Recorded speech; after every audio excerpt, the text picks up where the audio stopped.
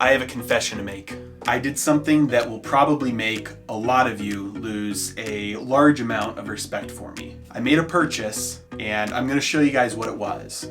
Now, brace yourself. You are about to learn something about me, and that is I'm extremely nerdy in multiple ways. This is my purchase. This is a custom piece of art with, hold on, let me get it so you guys can see it, Captain Bitcoin versus Goldman. Now, before you at YouTube see this and try and take me down and hit me with a copyright violation, this has no relation to any characters made by any movie studio or comic book. This is a purely unique creation, has nothing to do with any recent movies or comic book characters or anything like that, and it is purely for my own personal enjoyment. Oh, and if you can't see, the background is good old Benjamin Franklin. It's the $100 bill.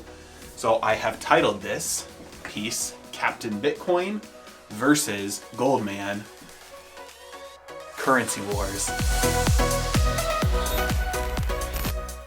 Speaking of wars, all right, I know that's a horrible intro, but I'm a nerd, I'm proud of it. If you don't like it, deal with it. But in all seriousness, today we are talking about real wars. Today we're looking at the conflict with Iran, and as most of you know, it's been all over the news and all over the Twitterverse. Everybody's been talking about it. It is the potential war that is coming between the United States and Iran. So what we are going to look at today is 4 ways that you can adjust or position your portfolio in order to profit off of a conflict with Iran. Now, before we actually get into this, I want to make sure that you understand a couple of points here. Number 1, in this video, I'm not going to be spending any time defending any political view about whether we should or should not be in Iran, whether we should be engaging in any military conflict, whether Soleimani's killing was justified or not. We're not going to be discussing any of that. The only thing I will say about war in general is that war is economically destructive.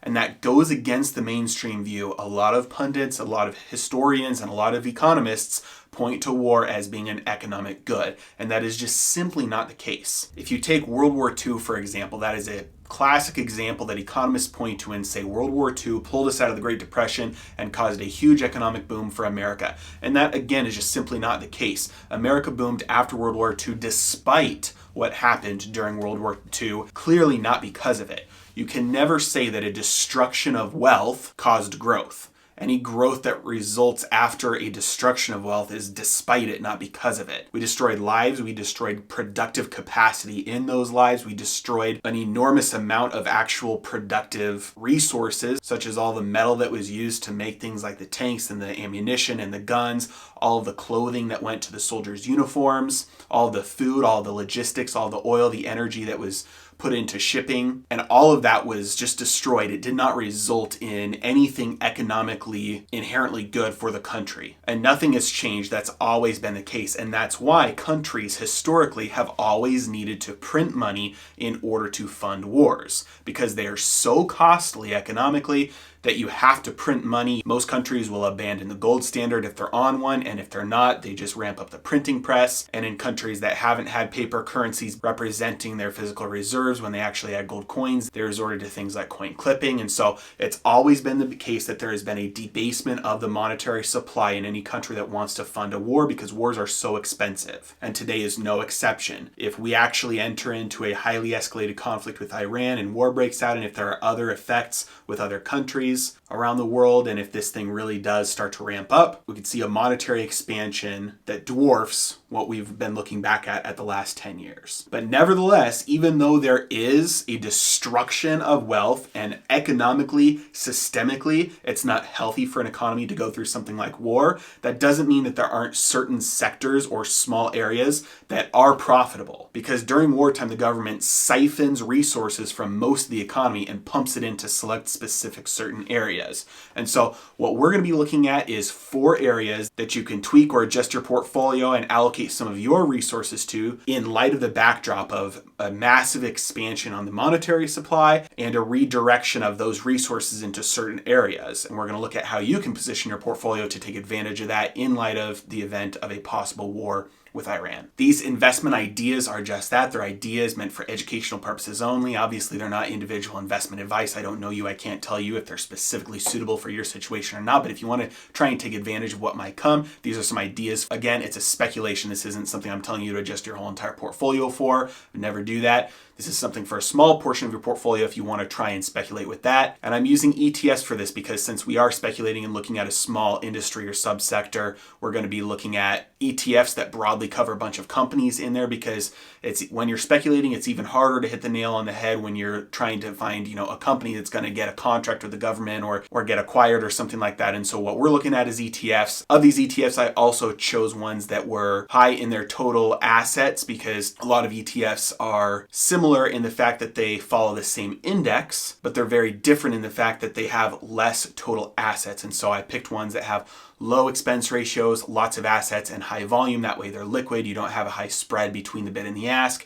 And I also chose, except for one, I also chose ETFs that are optionable, because since we are speculating, if you have a small amount of money from your portfolio that you're allocating to these 4 areas, if you want to actually speculate and see your money go a little bit further in the case that these bets work out, options are a way to do that with a lot more leverage. And if you are an investor but you've never played with options and you don't know how to use options, you can check out my link. I have a class that teaches you how to use the basic strategies of options. Check that out after the video. And now that we have completed the longest intro to any video on YouTube ever, let's dive in. The first area that you can devote some of your assets to in light of a conflict with Iran is obviously going to be gold or precious metals, gold and silver. Now, this is because usually in times of conflict, global tensions, and uneasiness, there is a flight to safety. And right now, most people consider gold, bonds, and cash to be safe haven assets. Now, if you've been around my channel at all up to this point, you know that I think you should stay away from cash, you should stay away from bonds, and so a safe haven asset for you, you should be considering gold,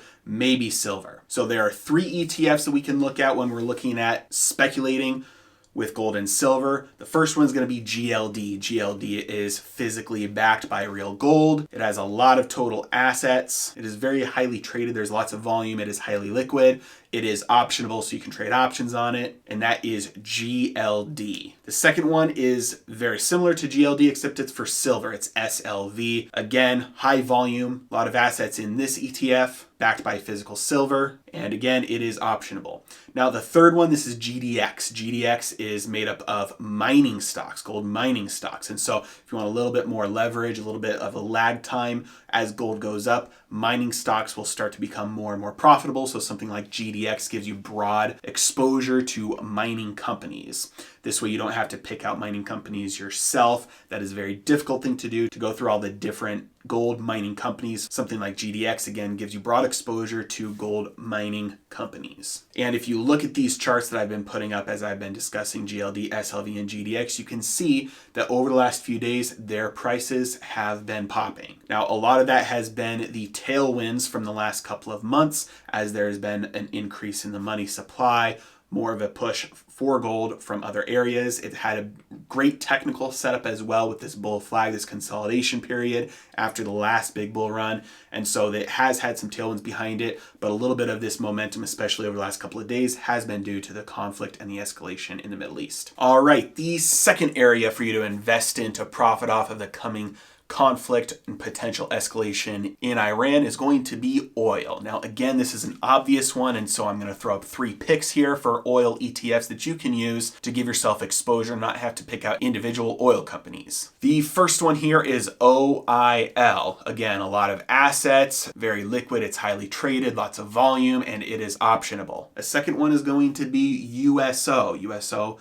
again, very similar to OIL. You're going to get a very close correlation between the actual price of oil using something like USO and OIL. And then the third ETF here that I have for you is going to be DBO. So these are all not leverage, because if you want leverage, you can trade options on them yourself. You don't want to mess with a 2x or a 3x leveraged ETF because of something called beta slippage. Beta slippage is something that happens when you are investing in something with leverage on a daily basis, because if you go down 10% from 100, you're at 90, and then if you go up 10% from 90, you're only at 99, so you're worse off. And so any of these funds that are leverage, these 2x or 3x leverage funds that track gold or oil or anything, they have long-term beta slippage. And so long-term, their price just slowly starts to decay because they're tracking a performance of a daily leverage of whatever they're following. And so as there's volatility, their value bleeds out. And so none of these ETFs that I'm talking about today are leveraged, because if you want leverage, just go with options and do it yourself. Now, something to keep in mind with these 3 oil ETFs is that they are LPs, they're limited partnerships, and so they generate K1s. There's additional tax implications when you invest in something that's a limited partnership.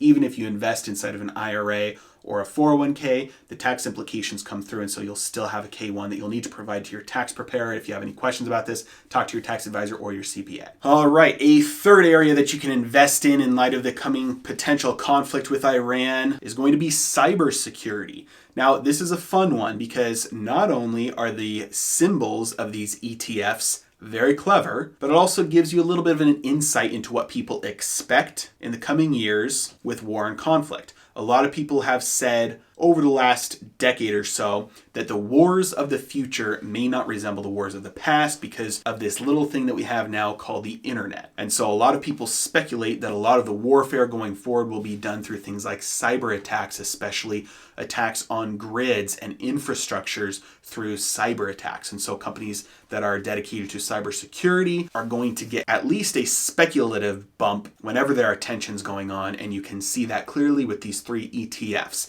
The first one is going to be HACK, H-A-C-K. Like I said, I love these names. They're very clever. The second one is going to be IHAK, I-H-A-K. And the third one is going to be CIBR, Cyber. Now, these 3 ETFs, again, just like all the other ones, they got a large number of total assets invested in them. They're highly traded, they're liquid, they've got a lot of volume traded on them each day, and they are optionable. So if you prefer to use options on them instead of buying them directly, that way you get a little bit more of a leverage. Again, since you're speculating with a small amount of your portfolio, to have that go further if these bets pay off, you can feel free to do so on these 3 ETFs. These ones all follow 3 different indexes that are comprised of companies that are poised to do well. They're in the cybersecurity industry, and so they're poised to do well if those needs start to take off. And so you can see these 3 charts. They've popped the last couple of days as tensions have escalated. And lastly, the one you've all been waiting for, these are ETFs that actually have real aerospace and defense companies inside of them. Companies like Northrop and Lockheed Martin and Raytheon. They also have lots of other smaller companies that most people haven't heard of. And so again, that's why I like doing ETFs when I'm speculating for little moves like this, because I don't have to pick out the individual companies. I can get a lot of the movement from just picking a small focused ETF. And so the 3 ETFs in this category are going to be XAR, ITA, and FITE. Now, FITE is the only one that I've included in this entire list that is not optionable. I included it in the list though because there are not a whole lot of ETFs that are dedicated to these types of companies, and this is one that still had a fairly sizable amount of total assets invested in it. It's not as much as XAR or ITA, but it'll give you exposure to a little bit of a different set of companies than those first 2 will. So in conclusion, these are the 4 areas that I'm looking at with expectation that they will do fairly well if we do have an escalation of conflict with Iran. And as I'm recording this, I'm seeing a few reports come out that show that Iran is currently bombing US sites, sending missiles over to Iraq. I'm recording this the evening of Tuesday, January 7th. And so it looks like at least at this point, things are not dying off. The tensions are not going down or dissipating. It looks like they're going up. And again, as I'm recording this, I'm looking at the futures right now, and futures are down. The VIX is spiking right now. Gold is currently trading above $1,600 per ounce now. Silver is right now trading above $18.67 an ounce. So they're both up. Gold is up almost 2% right now, and silver is up almost 1.5%, or a little over 1.5% actually. So oil is currently up almost 4.5%. It looks like things are escalating here. And so these are 4 areas that I am looking at and saying, hey, I think these are the areas that are going to do well if tensions escalate even further. Now, I want to reiterate, number 1, this is not specific investment advice. Number two, if you want to make your money go a little bit further, you can use options on these ETFs instead of buying the shares outright, especially since you're only dedicating a small amount of your portfolio to these. Since this is by definition a speculation, you don't want to do this with your whole portfolio. You can use options to make that leverage go even further, to make that bet pay off even more if it goes in your favor. Number three, never ask somebody what they would invest in. Ask somebody what they have in their portfolio. Never ask somebody what they think, ask them what they own. It's Nassim Nicholas Taleb. So full disclosure, out of all of these, the only areas that I currently have exposure to is the precious metals area. I don't have any large or direct exposure to either oil, aerospace and defense, or cybersecurity. Now, part of that is because I personally think that the precious metals area is going to do a little bit better than all of those areas. And so anything that I'm speculating right now, I'm leaning on to gold and silver with. But the other part of that is that the rest of my portfolio is invested pretty much exactly how I want it right now. And I'm just currently not interested in making a huge change, even with a smaller portion of my account, to try and take advantage of what could potentially just be a short-term swing. Yes, these areas have had pops and it could result in a much larger pop, but ultimately, just so you're aware, I have not made any big portfolio changes based off of this conflict with Iran. Thank you so much for watching. I would love to hear your guys' thoughts. If there are any areas that you think are going to do great in the next couple of days, couple of weeks, couple of months, if tensions escalate, leave your ideas in the comments below. I'd love to hear your thoughts. Let me know what you think about the ETFs that I've chosen for each of these categories. And it would mean the world to me if you hit that like button and subscribe to help out the channel. Really appreciate you guys. Thank you so much for watching. You guys have a great day.